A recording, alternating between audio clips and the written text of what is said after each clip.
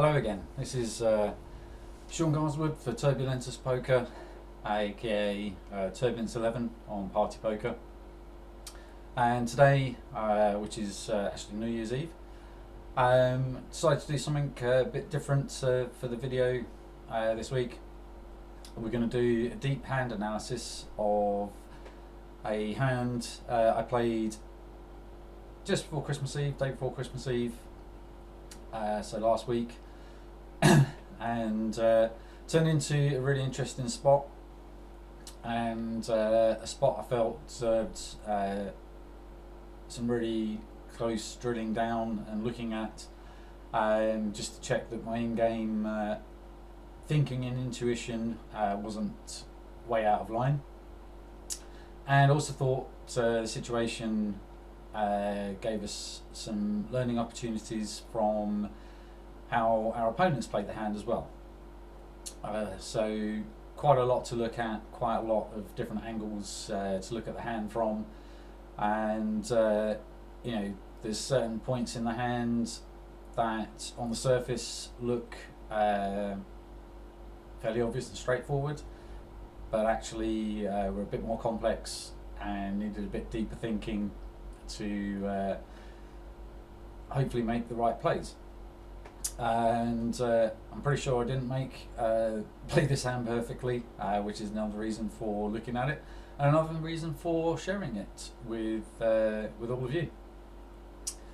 So without further ado, let's crack into it. So the situation, I'm on the button, as it says in the title here, and I decided to 3-bet squeeze versus a low jack open and a hijack call. And we played this hand in the 10 NL FastForward pool on PartyPoker. So what we're going to look at today, first of all, our pre-flop decision making, why we make the decisions that we make, and the reason I'm focusing on this a bit more today is this situation is off-piste from my standard strategies. This isn't a standard situation, so you know, this was a situation that I don't have a predefined pre-flop strategy for, but I will be developing and looking at more in the future. And part of that decision making really is, you know, we're going off piste, so let's make sure we're doing it for the right reasons, and potentially, you know, looking at player pool tendencies and exploiting those. We'll look a bit further into pre-flop ranges and how that affects how we analyse the hand. And we're breaking down the hand street by street, and looking at how the ranges change as we go street by street. And then we come to a really interesting decision on the river, and that is, do we hero call or not, without giving away too many spoilers. And then finally we'll take a look at exactly the same hand, but from our opponents' perspectives, and analyse, you know, the hand from that situation and how that could have been played differently, how the outcome might have been different. So, you know, I find that's a really useful thing to do when you analyse hands. If you do get to see what your opponent had, that gives you a lot of information about their range construction and how they're playing different parts of their range. So that's useful for making notes on them for future if it's somebody you come across regularly. But we can also learn from what they do well and what they do badly to improve our own games. So that's, I'm going to have a quick look from that perspective as well when we wrap up. So let's get into the hand. We're on the button, and we have 9 of diamonds, 7 of diamonds. The low jack opens to 2.5x, and the hijack overcalls. What do we do? Well, like I say, this isn't a scripted hand or scenario that I have with my pre-flop strategies. Now, if I just look at my preflop strategy for what I do on the button versus a low jack open, with everybody folding to me, then I don't do anything with this hand other than fold it. It's not in my calling range, it's not in my 3-betting range, it's just not in my range. So already we're venturing kind of into the unknown. So obviously our decisions are, we can call and take a flop multi-way, and this is probably going to bring the blinds, or at least one of the blinds, along as well, or encourage one of the blinds to squeeze. So I don't think this is an ideal scenario. So this is what we're doing. We're trying to think about the benefits and risks of each of these actions. So maybe I should just pause here and let you think about this for yourself. That's what you need to do in game, and you need to quickly kind of analyze the benefits and risks of each action that you're going to take, and think about what might come of that action that you take. So if we call and take a flop, what are the benefits? We've got an okay suited connected hand in position potentially, and we have the positional advantage, so we can try and win the hand that way. Folding is, I think, a very viable option in this spot. The low jack range typically is pretty strong, and whilst I don't advocate anybody making flat calls in the hijack versus the low jack open, I think we should be 3-betting or folding in the hijack. He should have a reasonable range for flat calling there. Probably Broadway cards, middle pairs, some suited aces, those kind of hands. Hands he didn't want to 3-bet, but probably should have done. And hands he thought were too good to fold, so he called. So it's not going to be a completely noddy range there. So we're going to be going multi-way, where we don't know, if we hit just a pair and it's top pair, are we good, are we not, when we're playing against 2 or more opponents. And then the final option is to 3-bet squeeze. And again, if I look at my pre-flop ranges versus a low jack open, I said already this hand isn't in that range. But then this is a scenario where we need to get a bit flexible potentially and get a bit creative. Benefits of 3-bet squeezing here.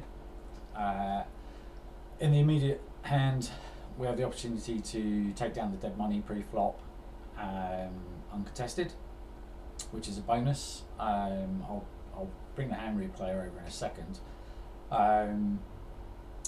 We have the opportunity to knock at least one player out of the pot and play it heads up in position. And obviously the risk is we get 4-bet and we just have to fold and give up on the pot. Another risk is, if we get, it's not really a risk, if we get cold 4-bet out of the blinds, then it's an easy fold as well. We've risked X big blinds to win the pot in the middle.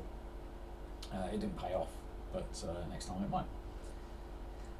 Another factor in this hand, because the hijack has just flat called the low jack open, he's kind of already indicated that he's more of a weaker recreational fun player, rather than a serious reg or someone who's serious about the game.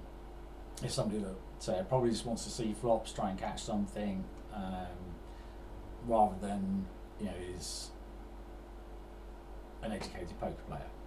I'm not saying he's a terrible poker player by any means, just that probably doesn't fully understand the dynamics of 6-max online and the rake implications and those sort of things.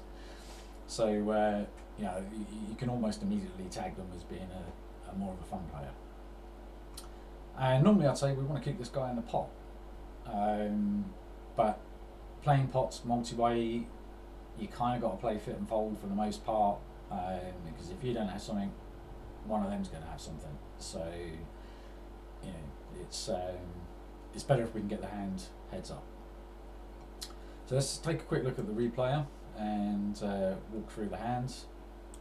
Make it a little bit bigger so it's easier for you to see. Oh.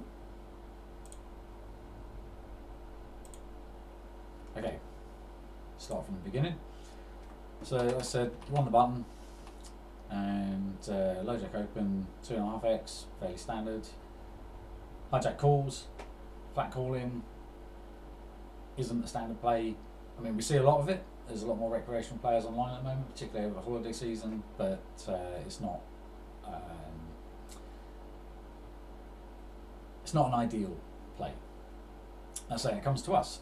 So already we're thinking about going off piste here because of what I've said before, and I weighed up the risks and rewards and decided that one of the factors here is a lot of the players in this player pool, they have bluff 3-bet ranges, but they don't have bluff 4-bet ranges.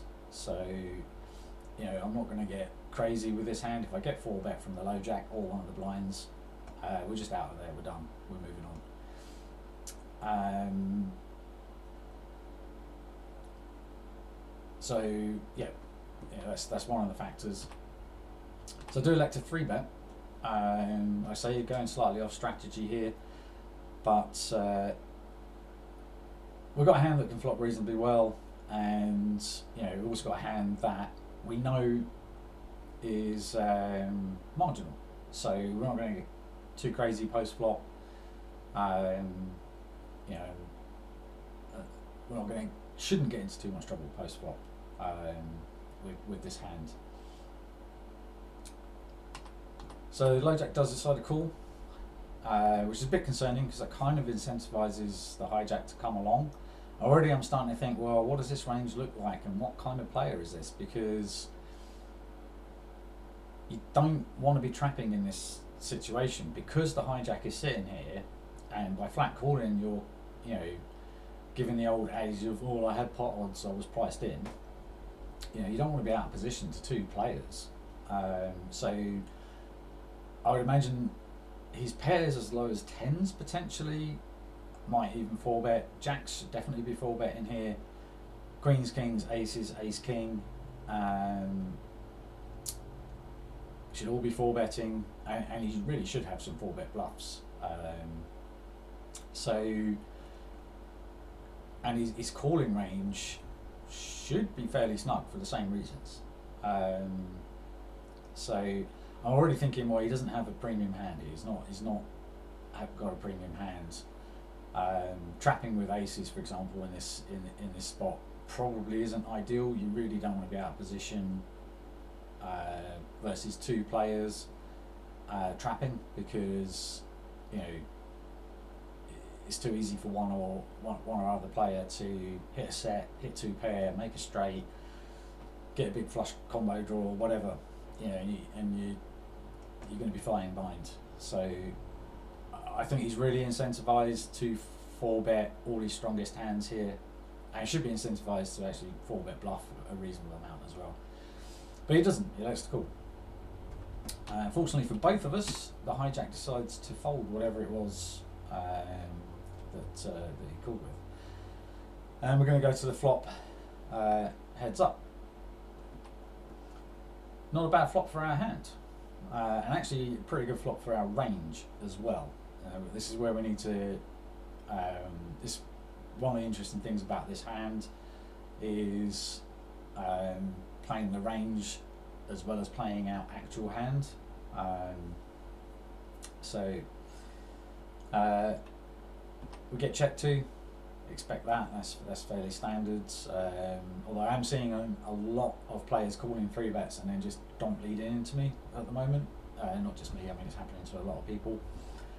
That doesn't happen here. So I've got a decision to make whether to c-bet or not. Yeah, I'm in the bluff portion of my range, but I happen to have made a marginal made hand. I've got a weak top pair hand. but our range still contains aces, kings, queens, tens, jacks, ace king, ace queen, potentially, and then the bluff portion of our range, which will be suited connectors and low suited aces, real suited aces. So, you know, a range c-bet on this relatively dry texture, I think is mandatory. Not mandatory, but you know, is going to be expected. So I go for just this, my standard post 3-bet. You know, sizing is probably a little bit bigger than a lot of people use, but this is 10 NL, so you're going to get floated by everything if you bet smaller than a third pot. So we do want to encourage a few folds. So I just go for a third, just over a third of the pot, and we get called. Okay, so this is where we need to start diving into the analysis of, okay, what does his pre-flop calling range and his flop calling range, what does that now look like? Because I would expect a certain frequency hands like pocket tens, pocket jacks, and even pocket queens, if he was playing that conservatively, might actually raise this flop, because you're not going to get a better flop for that hand, for those hands. And even his middle pairs like pocket sixes, pocket sevens, pocket eights may want to raise for protection as well. So when he flat calls, okay, what's this going to look like? Well, let's dive into it. I'm just going to move the replayer out of the way. We'll come back to this in a bit.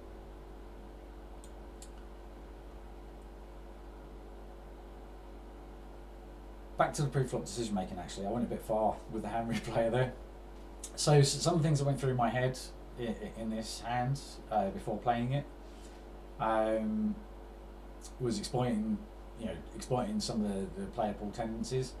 We've got a lot of players at the moment that aren't overcalling early position opens with marginal hands, such as, you know, the usual candidates: Jack 10 offsuit, Queen Jack offsuit, King Jack offsuit, Ace 10 offsuit, Ace Jack offsuit, pocket deuces through pocket sevens or even pocket eights and nines. You know, they look like good hands, but they're going to get you in a lot of trouble if you do a lot of overcalling, certainly from the earlier positions. Like I said earlier, alluded to earlier, very few players have a 4-bet bluff range. So, you know, we can pretty much take any 4-bet in this hand as face value of being a premium strong hand. And the other part of this is not having, you know, a lot of the fun recreational players don't have a pre-flop strategy for playing out of position versus 3-bets. If they like the look of the hand, they're going to call, and for the most part, they're probably going to play fit or fold post flop. So if they don't catch anything, you know, they're just going to fold to whatever c-bet you put out there. They might continue with a gut shot for one street. They might get some weird plays where, you know, they flop top pair and donk into you, or you know, it's a paired board and they'll do something weird on that as well. But for the most part, you know, it's going to be relatively straightforward. You know, they bricked, they fold. They didn't brick, they call. They hit something strong, they're going to raise you. Yeah, you can, for the most part, take the actions for face value. So these are the sort of things we're trying to exploit in this hand. And additionally, you know, they're not going to be thinking about what my range looks like either. So for the most part, they're only thinking about their own hand or their own range, and, you know, not seriously considering what I might have. So that was the sort of thing, you know, in this hand immediately we're starting to exploit, you know, mainly from the hijack overcall that's kind of triggered this whole hand. So moving on, what does my 3-bet squeeze range on the button look like versus a low jack open and a hijack call? Well, to be honest, I didn't know before this hand, because it's not a scenario that I'd scripted before, you know, that I'd looked at and gone, well, what would I use in this situation? So whilst analysing this hand, I had to play around with a few things and came up with a range that kind of looks like this. I hope you can see that okay. But obviously we've got our premium hands, and I pocket tens, you know, versus a low jack open with no overcalls is a hand I'd probably just flat in position.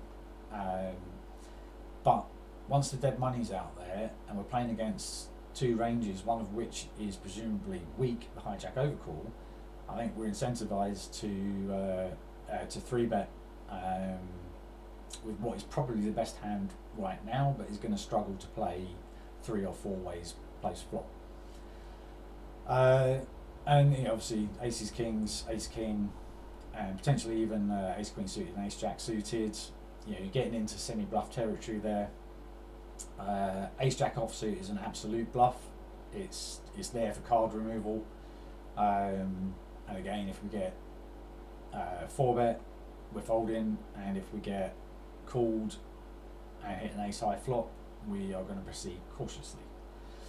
Same with the suited aces. We've got a couple of the wheel aces in there. Ace in this scenario, I might elect to call and take a flop with ace 5 suited, and some portion of the time squeeze with ace 3 and ace 4. Same with ace 7 and ace 8. You know, they don't play quite so well in multi-way pots, but might benefit from being 3-bet. And then we might take a flop with ace 10 suited, may or may not with ace 9 suited, or fold it. And then we can some portion of the time put in the lower to middle suited connectors. The higher suited connectors we either call or fold, you know, depending on what reads we've got on the players or whatever. But this is looking at, you know, what range of hands are we actually 3-betting with, and I think this just gives us a pretty good split between the value portion of our range. It's kind of a linear value portion, and then we polarize it a bit with throwing in some of these hands. And like I say, you know, the connected hands, there's an argument for just taking a flop in position once the hijack has inflated the pot. You know, you're going to go multi-way with it. If you hit big, great, you probably get paid off by someone, and if you don't, you just get out the hand and move on. Whereas the one gappers, I think, turn themselves better to this scenario of using as a 3-bet squeeze rather than taking a flop with them.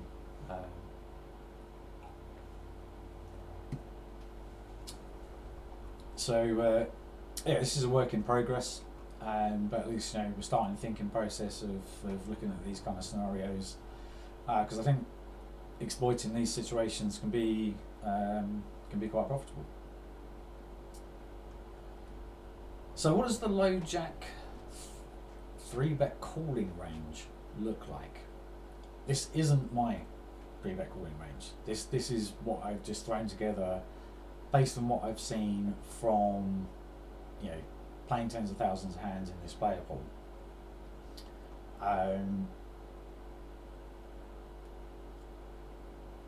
All the suited aces can be in his calling range. All the suited broadways can be in that calling range. Suited connectors going to be in that calling range. All these kind of suited, connected, fun hands, people don't like to fold to 3-bets, and very rarely turn them into 4-bet bluffs, because they may have to fold it if they get shoved on. So I've included all of those in that range. I've not included the strongest hands. I think all of these hands, jacks, queens, kings, aces, ace, king suited, they're really, really, really going to want to 4-bet with those because they do not want the hijack just calling behind them. So, you know, like I was saying, I really don't think later on in this hand, when we look at it, that there's any strong trap hands left in our opponent's range. And then, of course, we've got all the middling pairs. Some players will open all pairs from the low jack and then fold the worst ones. Some players won't fold any of them because they want to set mine every pocket pair. But I've gone with a range that doesn't include these smaller pairs. And may not even include pocket fives. My range doesn't include pocket fives for calling a 3-bet out of position. So, and then the trouble hand, ace queen offsuit, often gets just flat called to a 3-bet. So that's roughly the range that I've gone with to analyse this hand. And as we can see, pre-flop. So I've got the two ranges. This is in Flopzilla Pro, by the way. Really, really good tool for analysing hands, ranges versus ranges, equities, and you know, street by street analysis. And for the power of this tool, it's dirt cheap. So if you don't have it, get it. You can see in the top left here. So I've got this range, and then this is the range I showed you before, like my 3-bet squeeze range. So we can start to do a range by range analysis. And as you can see, my 3-bet squeeze range, even though it's got a lot of bluffs in it, has pre-flop versus his calling range about 9% equity advantage, which you know, was quite surprising to me. I expected it to be a bit closer pre-flop. What else can we say on this? Not a lot. We'll talk about more of it in a bit. I decided to do the screenshots of Flopzilla rather than work through Flopzilla live and recording.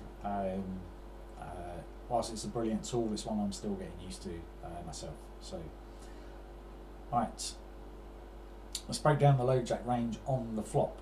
So you get the flop, 2 of hearts, 5 of spades, and 9 of hearts. Let's just bring replay back in so you can see that again. So we're analysing this in terms of range versus range on this flop.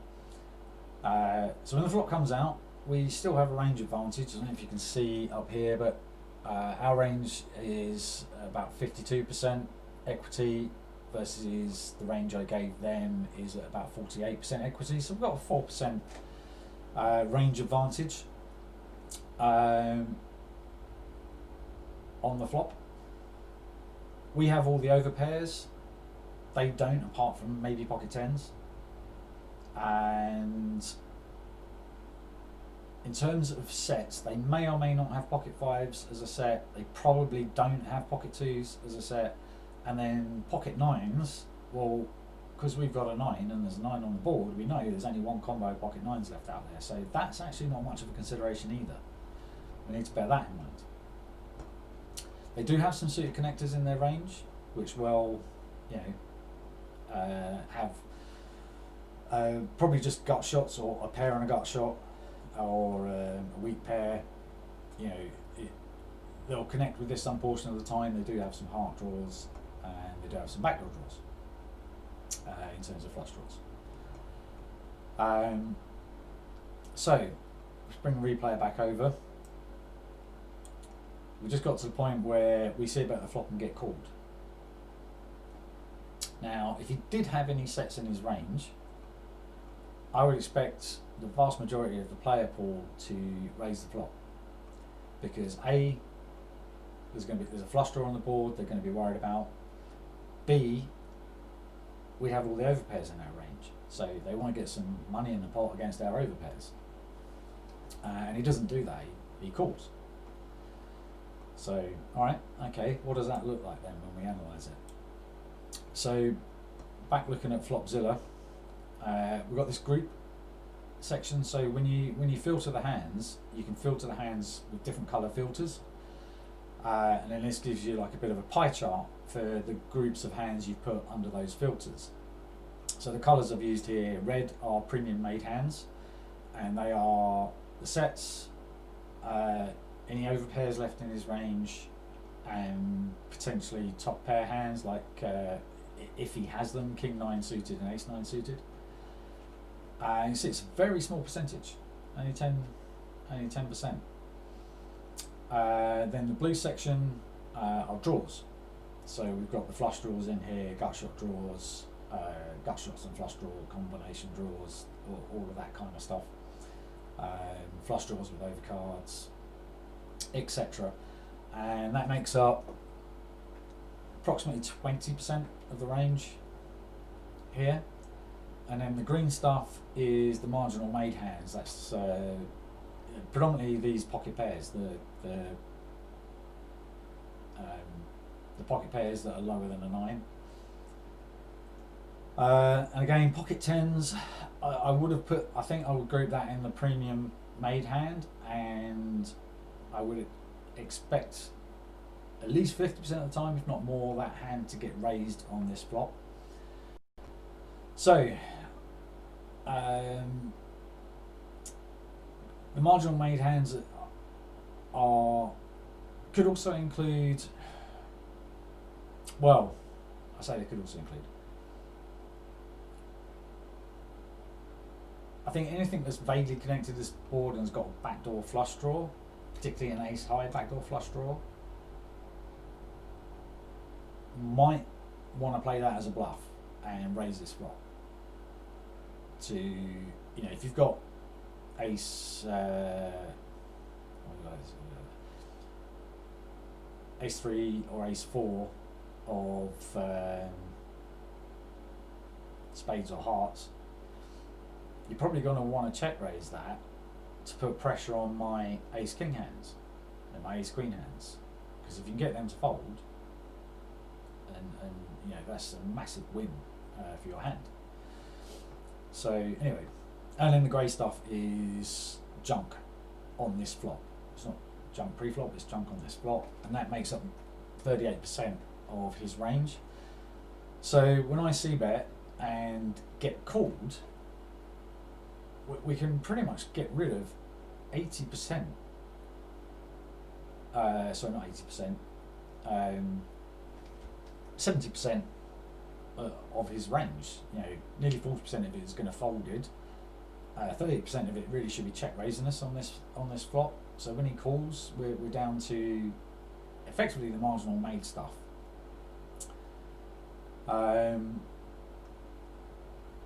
Looking at how my range on the button compares to that. On this flop, I've got about 15% of premium made hands, which is predominantly overpairs, and a couple of top pairs, and that's pretty much it. I have a lot of strong to medium strength draws on this flop, and that's not including, you know, you can almost include your big overcard aces in the draws, but the pure draws, you know, about 49, nearly 50% of our range here. But we're going to be c-betting almost 100%, so we're going to get to the turn with 100% of this range, which is important to remember. You know, we're not, when we c-bet and get called, we're not folding anything. So we get to the next card with 100% of that range.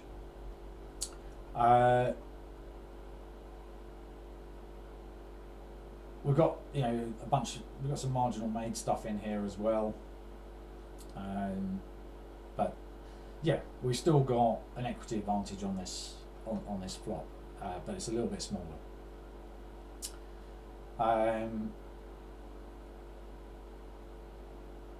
So now this is our range, what cards are good for our range on the turn. So we've got to the turn with 100% of our range, but our opponent has only got to the turn with about 30% of their range. So that closes the equities up. In actual fact, before the turn card comes, our opponent has a very, very slight range.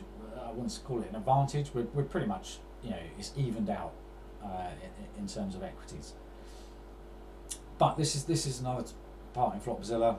So we've got to this point, we've got the flop. So we're looking at my range here, and what are the best cards for my range on the turn. And as we look up here, it's big cards, funny enough. And in actual fact, quite surprisingly, the kings are a better turn card for us than the aces. Not by much, there's only a couple of percentages in it, but that is something. And I was aware of this in game. I know that Broadway cards are going to be better for the three betters range rather than the callers range on the turn card. So let's have a look. I bet, get called, King of Spades comes. And I knew in game when this came, this is a much better card for my range. Why is it a much better card for my range? I still have all combos of ace king in my range. My opponent pretty much doesn't have any. So any kings he does have are with a much weaker kicker. So this is kind of an inflection point in the hand for me. What do I do now? He checks to me. And this is where I got caught between two options. Do I continue to play my range knowing that this card is much better for my range than it is for my opponent's? Therefore, if he does have to have got to this point with pocket tens, pocket jacks, I can put a lot of pressure on those hands. I'm already ahead of his, middling pairs, so I still want to get value from those, and I still want to get value / protection from any of his draws that he didn't play aggressively on the flop. So all of those things together made me want to bet. But I also knew that I don't have a bluff here. I have a marginal made hand. So I'm not. If I do a polarized bet, that's normally because A, I've got a really strong hand, I want maximum value, or B, I'm semi-bluffing with a strong draw, and I'm trying to get folds. I'm trying to make, my opponent indifferent to whether he calls or not. But here I actually have showdown value. I have a marginal made hand. So my instinct on that respect is to check. But this is a 3-bet pot, and we're getting off piste here. So I decide I want to bet, and this is where I think I made my first mistake, biggish mistake in this hand. My bet size was kind of in no man's land. I think I should have either gone smaller, like around 35% pot, to extract maximum value if I do have like ace king or pocket aces or whatever, to continue to extract value from the weaker pairs and draws, or even to induce some bluffs, or I should have bet a polarizing bet size, representing ace king and the stronger part of my range, but because I knew, in game I knew I was in this inflection point, I knew this card was better for my range, and if I had nothing I would absolutely be betting this card, so I bet. But it's a bit of a no man's land bet size, and that's probably because I was in a bit of a no man's land in this particular part of this hand. So this is why analysing is important. So I bet 19 into 48, and I think I might have made I think if I had pocket queens, for example, I think I would have continued to bet, but I would have bet, I don't know, maybe 15 or 16. And if we've got the top of my range and the draws, I'm probably going to be betting more like, well, he's got 128 left. So, you know, if we bet 30, that brings him down to 100, and there's going to be just over 100 in the pot. So we could even go a bit bigger, maybe 35 on the turn with ace king, or even bigger than that, to be honest. Say maybe like 39 big blinds might be a good sizing, setting up a river shove, assuming you know, one of the obvious draws doesn't get there. I might choose a smaller sizing with 10s, jacks and queens. I think I would still continue to bet them because I just don't believe he's got that many kings in his range. So I'm still protection / value from his smaller pairs and his draws. Like I say, I kind of get in a bit no man's land with this bet size, and this happens. I get check raised. Fairly small sizing, but I get check raised.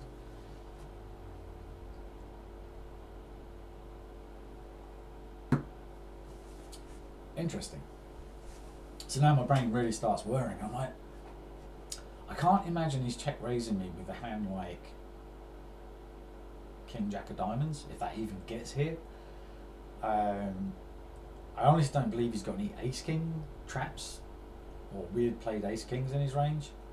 And the same, I just don't believe he's got aces either, because you know, the hijack was in the hand earlier, and he's going to want to four bet that. So what does this look like?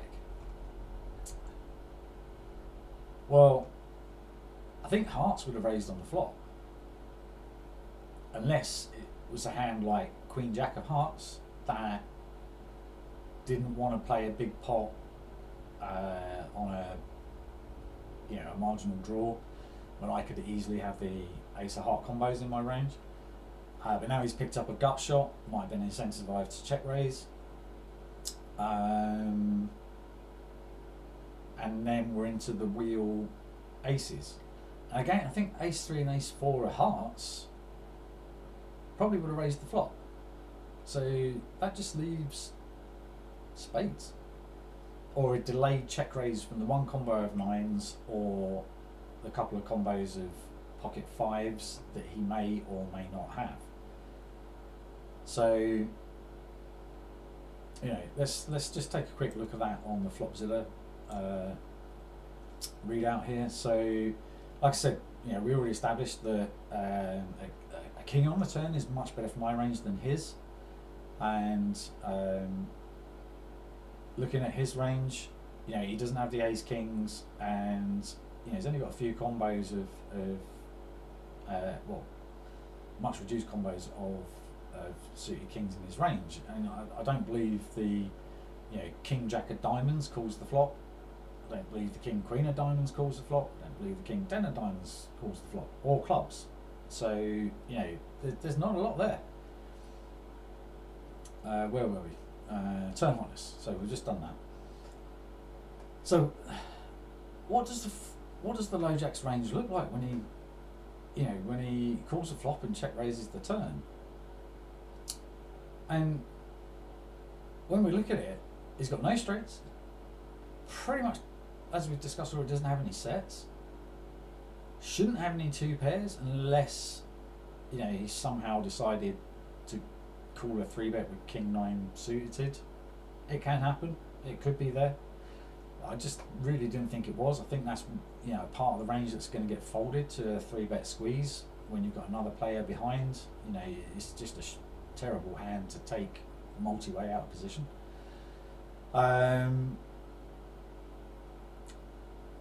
He's not going to be raising me with pocket 10s on the turn unless he's a really weird player that likes to check raise second pair to find out where they're at. When I've got all of the combos of ace king in my range, that's lighting money on fire. So that just leaves flush draws. And like I said, I think the hearts would have raised on the flop for the most part. Maybe the Queen X ones wouldn't have done. So Queen 10 and Queen Jack of hearts, for example, could still be in his range, could take this line. Then we're to the, as we alluded to earlier, the suited connectors. I think that you know, 8-7 of hearts and 7-6 of hearts would have raised the flop. So that just leaves the spade combos. So it's pretty much this action is just his spade combos that got to the turn.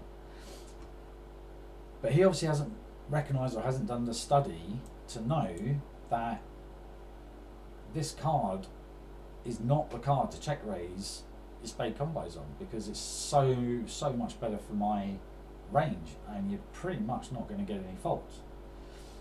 I may or may not be wrong in that assessment.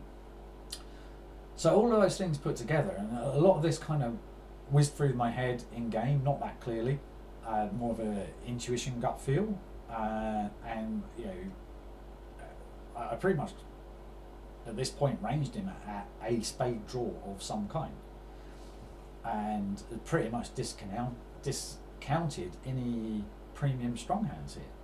So I called, and when I called, I didn't just call and let's see what happens on the river,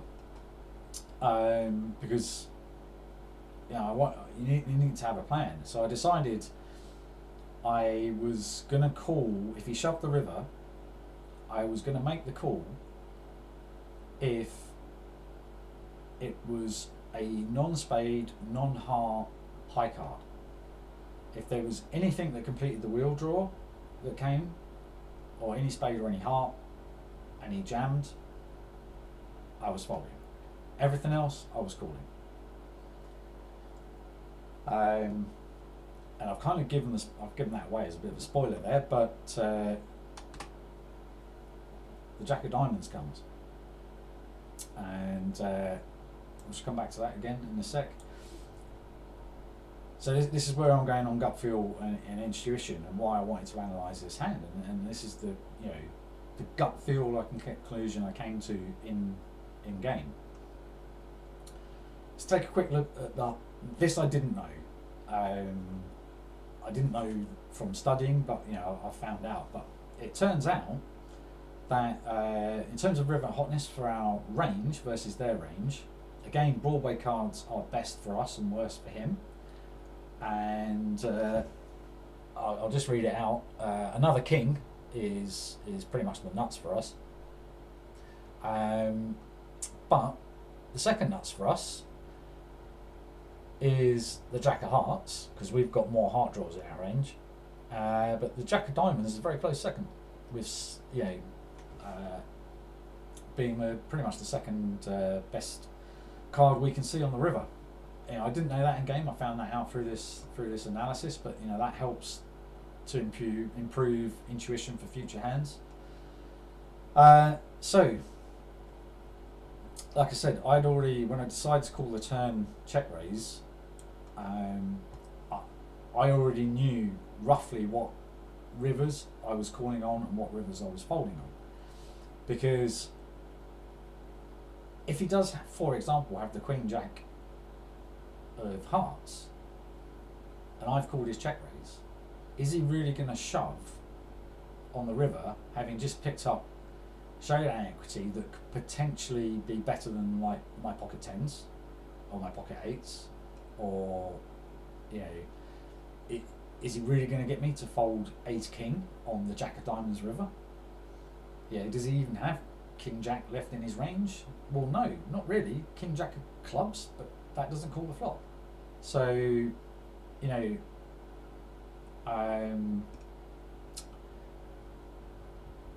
don't think he's shoving a jack on the river. So when he shoves, his range is really unbalanced here.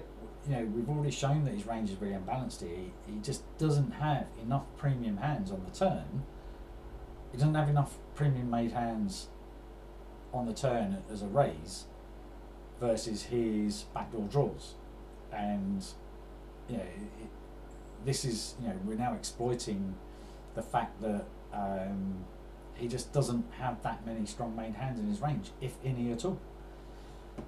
He does shove, and I did take a moment actually when he shoved, because I kind of like, oh, nothing got there, but he's still shoving, and at this level, players tend to under bluff the river because they know they're getting called a lot. But I mean, this guy just like clicked up the turn and just snap shoved the river. I don't think he even looked at what card came. You know, he just like, I'm shoving the river regardless. So I took a moment, took my breath, went back over my gut feel and my, you know, quick in-game analysis, and decided to stick with the decision I made on the turn, and I called. And I won. Big relief. Well, it was in game, but now I've done this detailed analysis. I feel like my intuition was good there, because it's from PartyPoker. Although I can export the hands, you don't get to see the players' names, and you don't. If they don't want the cards to be seen, the cards aren't seen. But I did make a note of it in game, because it was a useful piece of information, and he had the ace-4 of spades for the gut shot on the flop, turned a flush draw, check raised it, jam river when he bricked. And I've seen that line quite a few times, particularly from, apologies if you're from Scandinavia, but Scandinavians do love that line, which further bolstered my resolve to make the hero call on the river.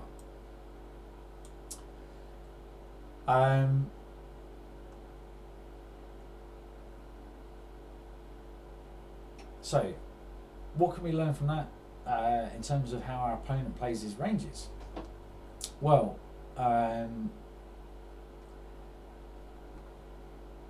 let's ask ourselves a question. We're in the low jack with ace-4 suited. Do we open it?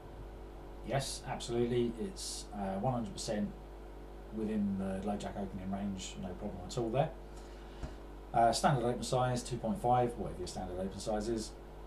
Okay, we're in the same scenario. The hijack calls, sigh, and the button squeezes. What do we do? And again, let's assess the benefits and risks of playing this hand from the low jack spot. So we've got a wheel ace, suited wheel ace. So do we call and take a flop? Try and hit the disguised wheel straight, or stack somebody flush over flush. Yeah, it's an option, but do we really want to do that out of position with potentially the hijack coming along as well? Probably not. Do we fold? It's a fairly reasonable thing to do. We don't know what hijack is going to do. Some fun players like to flat call with aces and kings, wait for someone to squeeze, and then re-jam it over the top. Some weird stuff can happen in this hand. So actually just going, all right, fair enough, fold, move on. That's a fairly reasonable option. Or we can turn a hand into a 4-bet bluff. Okay, what are the benefits of doing that? We're in the low jack seat, so we've got the strongest opening range. So a 4-bet from us is very believable and quite profitable. We're almost certainly going to get the hijack to fold, and it puts a lot of pressure on the kind of hands that people 3-bet. They think they're 3-betting for value, then they get 4-bet, they don't know what to do. Hands like ace-queen suited, ace-jack suited, ace-10 suited, pocket tens, pocket jacks. So it puts a lot of pressure on those hands. So if we can get all of those to fold and take the pot down, magic. Ace-4 suited from the low jack is a hand I will... Well, let's have a look. This is my low jack opening range and response to a 3-bet when I am out of position. Low jack facing 3-bet, out of position. This is, I was discussing this actually just earlier today with somebody on Discord.